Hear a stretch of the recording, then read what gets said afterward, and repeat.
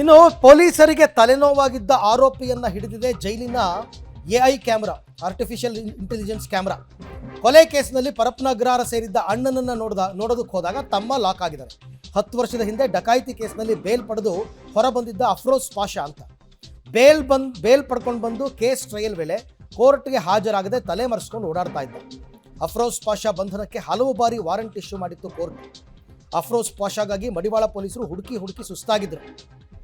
ಆದರೆ ತಾನಾಗಿಯೇ ಅಣ್ಣನನ್ನ ನೋಡೋದಕ್ಕೆ ಜೈಲಿಗೆ ಹೋಗಿ ಪೊಲೀಸರ ಬಲೆಗೆ ಬಿದ್ದಿದ್ದಾನೆ. ಪರಪ್ಪನ ಅಗ್ರಹಾರದಲ್ಲಿರುವ ಫೇಸ್ ರೆಕಗ್ನಿಷನ್ ಕ್ಯಾಮೆರಾ ಏನನ್ನ ಪತ್ತೆ ಹಚ್ಚಿದೆ.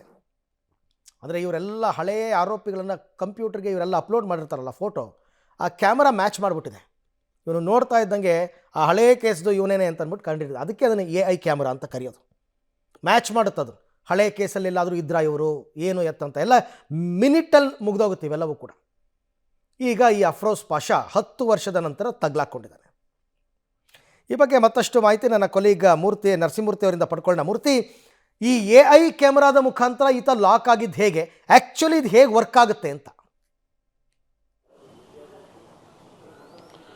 ಅರವಿಂದ, ಬೆಂಗಳೂರಿನ ಪರಪ್ಪನ ಅಗ್ರಹಾರ ಜೈಲೇನಿದೆ, ಆ ಜೈಲಿನ ಒಳಭಾಗಕ್ಕೆ ಯಾರಾದರೂ ಹೋಗಬೇಕು ಅಂತ ಹೇಳಿದ್ರೆ ಮೊದಲಿಗೆ CISF ಏನಿದ್ದಾರೆ ಆ CISF ಸಿಬ್ಬಂದಿಗಳು ತಪಾಸಣೆಗೆ ಒಳಪಡಿಸ್ತಾರೆ. ಅದಾದ ಬಳಿಕ ಜೈಲಿನ ಎಂಟ್ರಿ ಗೇಟ್ನಲ್ಲಿ ಒಂದು ಫೇಸ್ ರೆಕಗ್ನಿಷನ್ ಕ್ಯಾಮ್ರಾವನ್ನು ಇಟ್ಟಿದ್ದಾರೆ. ಅಂದರೆ ಆ ಕ್ಯಾಮ್ರಾ ನೋಡಿದಂತಹ ಸಂದರ್ಭದಲ್ಲಿ ಆ ಮುಖ ಚಹರೆ ಯಾರ್ದು ಏನು, ಅಥವಾ ಆತ ಹಳೆ ಹಿನ್ನೆಲೆಯನ್ನು ಹೊಂದಿದ್ದಂಥವನ್ನ, ಈ ರೀತಿಯಾಗಿ ಅಪರಾಧ ಚಟುವಟಿಕೆಗಳಲ್ಲಿ ಭಾಗಿಯಾಗಿದ್ದವನ್ನ ಹೀಗೆ ಗೊತ್ತಾಗ್ಬಿಡುತ್ತೆ. ಯಾಕಂತ ಹೇಳಿದ್ರೆ ಜೈಲಿನ ಒಳಭಾಗಕ್ಕೆ ಹೋಗುವಂತಹ ಸಂದರ್ಭದಲ್ಲಿ ಆ ಕ್ಯಾಮ್ರಾ ಐಡೆಂಟಿಫೈ ಮಾಡುತ್ತೆ ಆತನ ಮುಖ ಚಹರೆಯನ್ನು.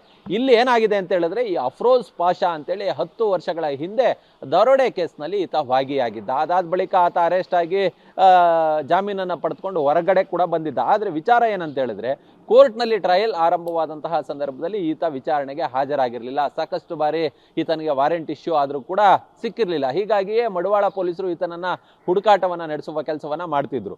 ಇಲ್ಲಿ ಅಫ್ರೋಜ್ ಪಾಷಾ ಏನ್ ಮಾಡ್ತಾನೆ, ಕೊಲೆ ಕೇಸ್ನಲ್ಲಿ ತನ್ನ ಅಣ್ಣ ಜೈಲ್ ಪಾಲಾಗಿರ್ತಾನೆ. ಹೀಗಾಗಿ ಅಣ್ಣನನ್ನ ನೋಡಬೇಕು ಅನ್ನೋ ಮಟ್ಟಿಗೆ ಜೈಲಿಗೆ ಹೋಗ್ತಾನೆ.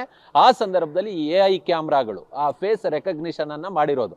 ಆಗ ಈತನ ಹಿನ್ನೆಲೆಯನ್ನು ಕೆತ್ತಂತಹ ಸಂದರ್ಭದಲ್ಲಿ ನಿನ್ ಮೇಲೆ ಯಾವ್ದಾದ್ರು ವಾರೆಂಟ್ ಇದೆಯಾ ಅಂತೇಳಿ ಚೆಕ್ ಮಾಡಿದಂತಹ ಸಂದರ್ಭದಲ್ಲಿ ಈತನ ಮೇಲೆ ಅರೆಸ್ಟ್ ವಾರೆಂಟ್ಗಳಿದ್ರು ಕೂಡ ಹಾಜರಾಗಿಲ್ಲ ಅನ್ನೋದು ಗೊತ್ತಾಗಿದೆ. ಆಗ CISF ಅಲ್ಲಿ ಯಾರು ಅಧಿಕಾರಿಗಳಿರ್ತಾರೆ KSISF ಅವರು ಹಿಡಿದು ಮತ್ತೆ ಮಡಿವಾಳ ಪೊಲೀಸರಿಗೆ ಈತನನ್ನು ಒಪ್ಪಿಸುವ ಕೆಲಸವನ್ನ ಮಾಡಿದ್ದಾರೆ. Right, thank you. ತಮ್ಮೆಲ್ಲ ಮಾಹಿತಿಗೆ ಧನ್ಯವಾದ. ನೋಡಿ, AI ಕ್ಯಾಮ್ರಾದಿಂದ ಎಷ್ಟೆಲ್ಲ ಯೂಸ್ ಆಗುತ್ತೆ ಅಂತ ಈಗಂತೂ ಯಾರಿಗೂ ಗೊತ್ತಿಲ್ಲ. Airport, railway station, bus stand ಎಲ್ಲ ಕಡೆ AI ಕ್ಯಾಮ್ರಾಗಳನ್ನ ಹಾಕ್ತಾ ಇದ್ದಾರೆ. ಬೇರೆ ನಾರ್ಮಲ್ ಕ್ಯಾಮ್ರಾಗಳು ವಿಡಿಯೋ ಸೆರೆ ಹಿಡಿಯುತ್ತೆ ಅಥವಾ ಫೋಟೋ ತೆಗೆಯುತ್ತೆ. ಈ ಕ್ಯಾಮ್ರಾಗಳು ಅವ್ನು ಯಾರು ಅಂತಲೂ ಪತ್ತೆ ಹಚ್ಚುತ್ತೆ. ಹಾಗಾಗಿ ಇವುಗಳ ಬಳಕೆ ಹೆಚ್ಚೆಚ್ಚು ಆಗ್ತಾ ಇದೆ ಎಲ್ಲ ಕಡೆ.